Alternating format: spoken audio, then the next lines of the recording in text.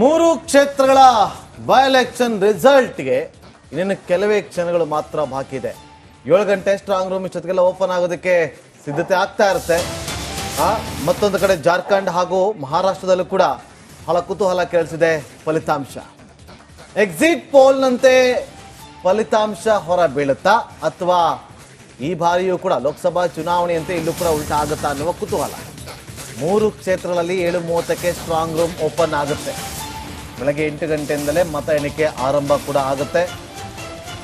ಉಪಸಮರ ಮಹಾಫಲಿತಾಂಶಕ್ಕೆ ಈಗ count down ಶುರುವಾಗಿದೆ.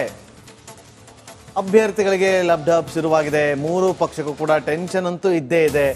ಕೆಲವೇ ಕ್ಷಣಗಳಲ್ಲಿ ಮತ ಎಣಿಕೆ ಪ್ರಕ್ರಿಯೆ ಆರಂಭ ಆಗುತ್ತೆ. ರಿಪಬ್ಲಿಕ್ ಕನ್ನಡದಲ್ಲಿ ನಾನ್ ಸ್ಟಾಪ್, ಅಸಲಿ ನಾನ್ ಸ್ಟಾಪ್, ಬ್ರೇಕ್ಲೆಸ್ ಆಗಿ ನಾವು ಈ 3 ಕ್ಷೇತ್ರಗಳ ಚುನಾವಣೆಯ ಫಲಿತಾಂಶ ಹಾಗೆ ಮಹಾರಾಷ್ಟ್ರ ಜಾರ್ಖಂಡ್ನ ವಿಧಾನಸಭಾ ಕ್ಷೇತ್ರಗಳ ಫಲಿತಾಂಶದ ಅಪ್ಡೇಟ್ ಅನ್ನ ನಿಮ್ಮ ಮುಂದೆ ಇಡ್ತಾ ಹೋಗ್ತೀವಿ. ಬೆಳಗ್ಗೆ 6 ಗಂಟೆಯಿಂದ ಪ್ರಾರಂಭವಾಗಿ ಚುನಾವಣೆಯ ಫಲಿತಾಂಶ ಕಂಪ್ಲೀಟ್ ಆಗಿ ಹೊರಗೂ ಕೂಡ ಯಾವುದೇ ಬ್ರೇಕ್ಗಳಿಲ್ಲದೆ ನಾನ್ ಸ್ಟಾಪ್ ಕವರೇಜ್ ರಿಪಬ್ಲಿಕ್ ಕನ್ನಡದಲ್ಲಿ ಇರಲಿದೆ. ಆಲ್ರೆಡಿ ಪೊಲಿಟಿಕಲ್ ಎಕ್ಸ್ಕ್ಲೂಸಿವ್ಗಳು ರಿಪಬ್ಲಿಕ್ ಕನ್ನಡದಲ್ಲಿ ಪ್ರಾರಂಭವಾಗಿದೆ. ಬಂಗಾರು ಹನುಮಂತ್ ಅಭ್ಯರ್ಥಿ ಮೊದಲ ಪ್ರತಿಕ್ರಿಯೆ ಬೆಳಗ್ಗೆ 6:30ಕ್ಕೆ ಬ್ರೇಕ್ ಮಾಡಿದ್ದು ರಿಪಬ್ಲಿಕ್ ಕನ್ನಡ. ಹೀಗೆ ಅನೇಕ ಪೊಲಿಟಿಕಲ್ ಎಕ್ಸ್ಕ್ಲೂಸಿವ್ಗಳು, ಮೊದಲ ಪ್ರತಿಕ್ರಿಯೆ ಹಾಗೆ ಫಲಿತಾಂಶಕ್ಕೆ ಸಂಬಂಧಪಟ್ಟಂತ ನಿಖರ ಮಾಹಿತಿ ಇದೆಲ್ಲವೂ ಕೂಡ ರಿಪಬ್ಲಿಕ್ ಕನ್ನಡದಲ್ಲಿ ಮಾತ್ರ. ಯಾಕಂದ್ರೆ ರಿಪಬ್ಲಿಕ್ ಕನ್ನಡದ ಅತಿ ದೊಡ್ಡ ತಂಡ ಸ್ಟ್ರಾಂಗ್ ರೂಮ್ ಹತ್ರ ಅಂದ್ರೆ ಮತ ಎಣಿಕೆ ನಡೆಯುತ್ತಲ್ಲ ಆ ಕೇಂದ್ರದ ಹತ್ರ ಒಬ್ರು, ಕ್ಷೇತ್ರದಲ್ಲಿ ಒಬ್ರು, ಎಲ್ಲಾ ಕಡೆ ಬೀಡು ಬಿಟ್ಟಿದ್ದಾರೆ ನಮ್ಮ ಪ್ರತಿನಿಧಿಗಳು. ಪ್ರತಿ ಕ್ಷಣದ ಮಾಹಿತಿ ಯಾವುದು ಕೂಡ ಮಿಸ್ ಆಗಬಾರದು ಅನ್ನೋ ನಿಟ್ಟಿನಲ್ಲಿ ಮತಗಟ್ಟೆ ಬಳಿಯಲ್ಲಿ 500 ಮಂದಿ ಪೊಲೀಸರನ್ನ ಮತ ಎಣಿಕೆ ಕೇಂದ್ರದ ಬಳಿಯಲ್ಲಿ 500 ಮಂದಿ ಪೊಲೀಸರನ್ನ ನಿಯೋಜನೆ ಮಾಡಲಾಗಿದೆ. ನೀವು ದೃಶ್ಯದಲ್ಲಿ ಗಮನಿಸ್ತಾ ಇದ್ದೀರಿ. ಈ ಮತ ಎಣಿಕೆಯ ಸಿಬ್ಬಂದಿಯನ್ನ ಕಂಪ್ಲೀಟ್ ಆಗಿ ತಪಾಸಣೆ ಮಾಡಿ ಅವ್ರನ್ನ ಒಳಗಡೆ ಬಿಡ್ಲಾಗ್ತಾ ಇರೋದು. ಪ್ರೋಸೆಸ್ ಕೂಡ ಚೆನ್ನಾಗಿರುತ್ತೆ ಅಂತ, ಅದು ಓಪನ್ ಮಾಡೋದು ಅಧಿಕಾರಿಗಳ ಸಮ್ಮುಖದಲ್ಲಿ ಸೀಲ್ ಆಗಿರುತ್ತೆ. ಎಲ್ಲವೂ ಸ್ಟ್ರಾಂಗ್ ರೂಮ್ ನ ಸೀಲ್ ಮಾಡಿರ್ತಾರೆ. ಆ ಸೀಲ್ ಓಪನ್ ಮಾಡ್ತಾರೆ. ಪ್ಲೇವುಡ್ ಇಂದ ಶೀಟ್ ನಿಂದ ಕ್ಲೋಸ್ ಮಾಡಿರ್ತಾರೆ. ಹತ್ರದಿಂದ ನೀವು ನೋಡಿದಿರಲ್ಲ ಅದು ಸ್ಟ್ರಾಂಗ್ ರೂಮ್ ಓಪನ್ ಆಗೋದು. ಎನಿವೇ, ನಾವಾಗ್ಲೇ ಹೇಳ್ತಾ ಇದ್ದಾಗೆ ರಿಪಬ್ಲಿಕ್ ಕನ್ನಡದ ಅತಿ ದೊಡ್ಡ ತಂಡ ಇವತ್ತು ಗ್ರೌಂಡ್ ನಲ್ಲಿದೆ. ನಮ್ಮ ರಿಪೋರ್ಟರ್ಸ್, ಕ್ಯಾಮ್ರಾ ಪರ್ಸನ್ಸ್ ಹಾಗೆ ನಮ್ಮ ಆಂಕರ್ಗಳು ಕೂಡ ಗ್ರೌಂಡ್ ನಿಂದಲೇ ನಿಮಗೆ ಎಕ್ಸ್ಕ್ಲೂಸಿವ್ ಗಳನ್ನ ತರುವ ಪ್ರಯತ್ನವನ್ನ ಇಡೀ ದಿನ ಮಾಡ್ತಾ ಹೋಗ್ತಾರೆ.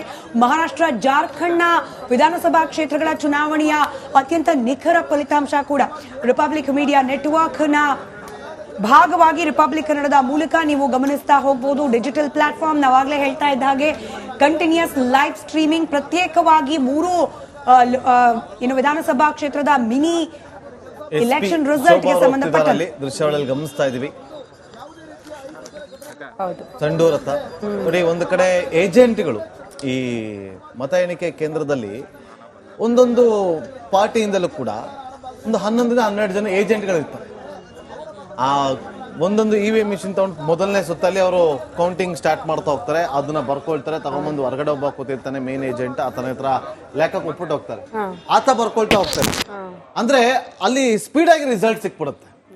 ಸೊ ಇಲ್ಲಿ ಒಂದೊಂದು ಮತ ಎಣಿಕೆಯ ಸಂದರ್ಭ ಅಂದ್ರೆ ಹಂತದಲ್ಲೂ ಕೂಡ ಬಹಳ ಕುತೂಹಲ ಇದ್ದೇ ಇರುತ್ತೆ. ಹಾವು ಏಣಿ ಆಟ ಯಾವ ಕ್ಷೇತ್ರದಲ್ಲಿ ಇರುತ್ತೆ ಅಂತ ನಾವು ಲೆಕ್ಕಾಚಾರ ಹಾಕಿ ನೋಡಿದಾಗ ಚನ್ನಪಟ್ಟಣದಲ್ಲಿ ಆ ಸಾಧ್ಯತೆ ಕಂಡು ಬರ್ತಾ ಇದೆ.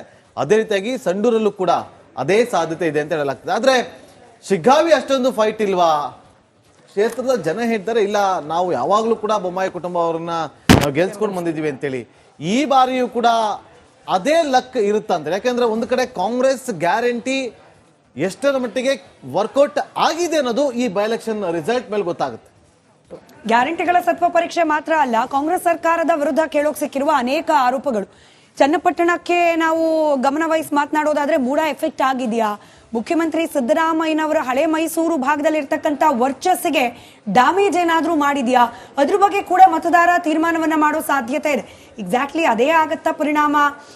ಈಗ ಜನ ವೋಟ್ ಹಾಕ್ಲಿಲ್ಲ ಕಾಂಗ್ರೆಸ್ ಪರವಾಗಿ ಅಂದ ಮಾತ್ರಕ್ಕೆ ಸರ್ಕಾರದ ಮೇಲೆ ವಿಶ್ವಾಸ ಕಳೆದುಕೊಂಡು ಬಿಟ್ಟಿದ್ದಾರೆ ಮತದಾರರು. ಕಂಪ್ಲೀಟ್ ಆಗಿ ರಾಜ್ಯಾದ್ಯಂತ ಅಲ್ಲ, ಬಟ್ ಒಂದು ಚಿಕ್ಕ ಮಿನಿ ಟೆಸ್ಟ್ ತರದಲ್ಲಿ ಆಗೋ ಸಾಧ್ಯತೆ ಇದೆ.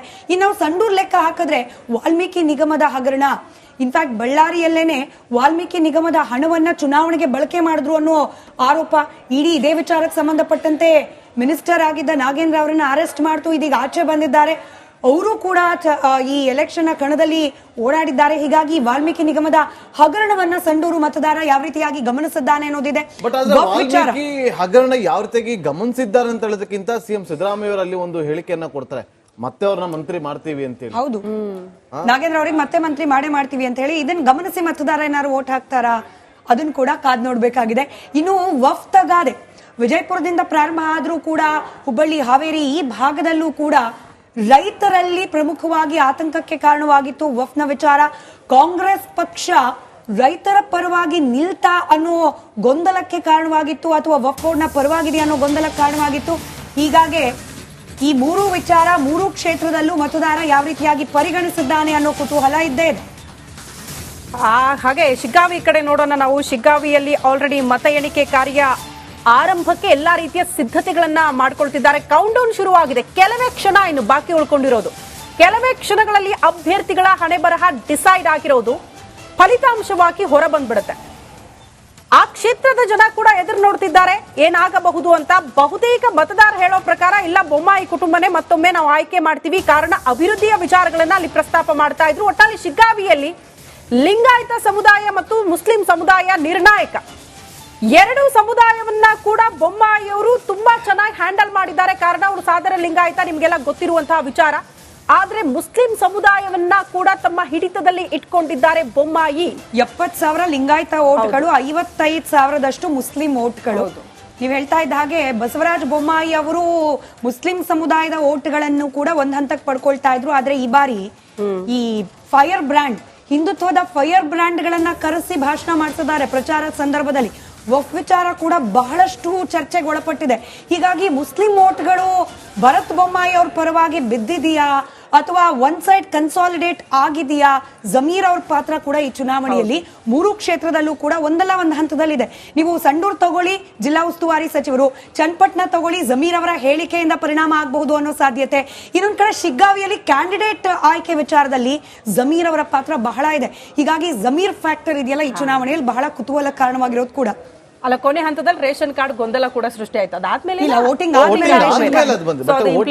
ಮುಂಚೆ ಎರಡು ಸ್ಟೇಟ್ಮೆಂಟ್ಗಳು ಬಹಳ. ಬಿಜೆಪಿ ನಾಯಕರು ಅಸ್ತ್ರ ಏನಾದ್ರೂ ಸಿಗುತ್ತಾ ಅಂತ ಎದುರು ನೋಡ್ತಿದ್ದಾರೆ. ಕಾರಣ ನೋಡಿದ್ರ ಜನರ ಮನಸ್ಸಲ್ಲಿ ವಾಲ್ಮೀಕಿ ಹಗರಣ ಇದೆ, ಮೂಡ ಹಗರಣ ಇದೆ, ಜನಸಾಮಾನ್ಯರಿಗೆ ನೀವು ಅನ್ಯಾಯ ಮಾಡ್ತಾ ಇದ್ದೀರಿ, ವಕ್ಫ್ ನಿಂದ ಅನ್ಯಾಯ ಆಗ್ತಾ ಇದೆ, ಇದೆಲ್ಲ ಬಿಂಬಿಸುವಂತ ಪ್ರಯತ್ನ ಆಗಿ ಮತಯಂತ್ರಗಳನ್ನ ತಗೊಂಡ್ ಬರ್ತಾರಂತ ದೃಶ್ಯವನ್ನ ಗಮನಿಸ್ತಾ ಇದೀವಿ. ಒಂದಷ್ಟು ಕಡೆ ಈ ಪೋಸ್ಟಲ್ ಬ್ಯಾಲೆಟ್ಗಳು ಬರ್ತಾವಲ್ಲ ಅದನ್ನು ತೊಗೊಂಬರುವಂಥ ಕೆಲಸಗಳಾಗುತ್ತೆ. ನೋಡಿ ಇಲ್ಲಿ ಎಕ್ಸ್ಕ್ಲೂಸಿವ್ ದೃಶ್ಯಾವಳಿ, ಫಸ್ಟ್ ದೃಶ್ಯಾವಳಿನ ನಾವು ನಿಮಗೆ ತೋರಿಸ್ತಾ ಇದ್ದೀವಿ.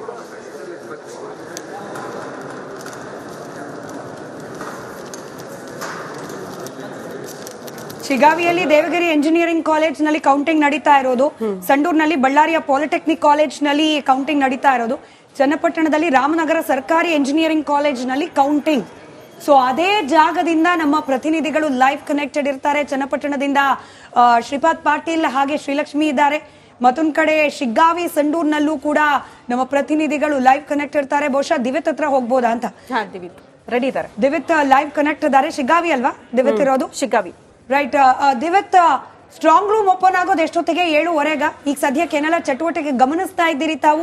ಈ ಪಕ್ಷದ ಪ್ರತಿನಿಧಿಗಳು ಕೂಡ ಬರ್ತಾರೆ ಕೌಂಟಿಂಗ್ ಸೆಂಟರ್ ಹತ್ರ. ಆ ರೀತಿಯ ಆಕ್ಟಿವಿಟಿ ಏನಾದ್ರೂ ಗಮನಿಸ್ತಾ ಇದ್ದೀರಾ?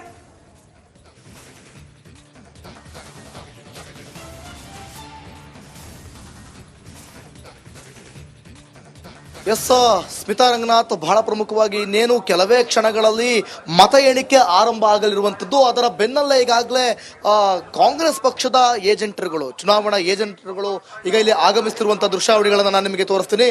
ಮಾನ್ಯ ಪೊಲೀಸ್ ಇಲಾಖೆ ಕೂಡ ಅವ್ರನ್ನ ಎಲ್ಲ ರೀತಿಯಾಗಿ ಪರಿಶೀಲನೆ ಮಾಡ್ತಾ ಇರುವಂಥದ್ದು. ಅವ್ರಿಗಿರುವಂಥ ಪಾಸ್ ಮತ್ತೆ ಜೊತೆಗೆ ಕೈಯಲ್ಲಿ ಒಂದು ಪೆನ್ನು, ಒಂದು ಹಾಳೆ.